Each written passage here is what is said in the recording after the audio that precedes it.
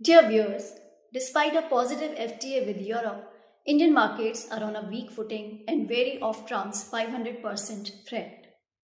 On paper, it sounds dramatic. In practice, it creates a long list of uncomfortable what ifs, especially for countries like India. Whether this proposal ever turns into actual policy is almost beside the point. Markets don't wait for certainty, they react to potential risks.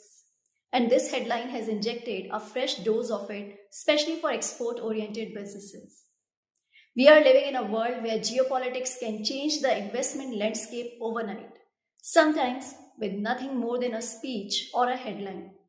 And in such an environment, it is worth asking a simple question: how exposed is your portfolio to forces you can't control? Interestingly, moments like these often create opportunities not in the parts of the market which are grabbing headlines, but in the quieter corners. As fear creeps in, value emerges in solid businesses that operate largely within India's borders, earning in rupees, selling to Indian customers, and remaining relatively insulated from tariff wars and global trade disruptions. With that lens, I've been building a watch list of companies that are fundamentally strong and domestically focused and less vulnerable to tariff announcements. The first is Mold-Tek Packaging. This company's business is primarily India focused, which is what makes it resilient to tariff shocks. It sits behind everyday products that Indians buy: paint buckets, food containers, FMCG packs, and lubricant packs, and is now adding high value pharma packaging to the mix. It has a leading market share in rigid plastic packaging and controls processes in-house, from making molds to labels to even robots, thus keeping costs low and customers sticky. Its largest clients are household names like Asian Paints, Castrol, HUL, Grasim, and leading pharma companies, none of whom can easily switch suppliers because packaging quality, hygiene, speed, and reliability matter more than price. This company can grow steadily within India's borders, making it a watchlist candidate for investors looking for tariff-proof, domestically anchored businesses for the long term.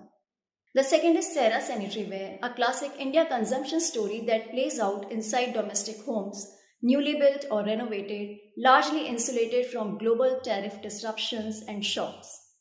With over 4 decades of presence, it has grown into India's leading pure-play bathroom solutions company. You see, bathrooms are no longer one-time, bare minimum purchase. Rising urbanization, premiumization, faster replacement cycles, and aspirational customers are steadily turning them into design-led spaces. This company has offerings across the range from value to luxury, allowing it to capture a wider market through its strong distribution channel. With negligible debt, profitability is likely to improve as demand normalizes. As a brand with high recall, Cera is a tariff-proof, India-focused opportunity for a long-term watchlist. The third watchlist candidate is Wonderla Holidays. Wonderla operates in the entertainment space, which is poised to benefit from rising discretionary spending in India. The business is largely immune to tariff shocks and global trade disruptions. Short-term volatility like the monsoon hit quarters tend to mask the bigger story. You see, once a park is built, it becomes a lifelong cash-generating asset with limited competition and high entry barriers. In the mature parks, the footfall growth may not be high, but the profitability levers exist. These include higher ticket prices and a rising share of non-ticket, that is food and merchandise revenue, which still has significant headroom for growth. The company is now entering its next growth phase with a new park at Orissa and Chennai, and premium accommodation offerings like Isle that deepen customer engagement and boost returns without heavy incremental risk. With a strong balance sheet, experienced promoters, and a clear roadmap to scale across multiple states, Wonderla represents long-term play on India's leisure and tourism consumption.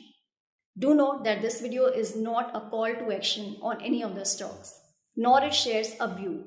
These are not safe stocks in the sense that they won't decline in price, but their fortunes are tied less to the tariff narrative and more to everyday life at home. Hit the like button if you like this video and share your feedback in the comments section. Thank you for watching. Goodbye.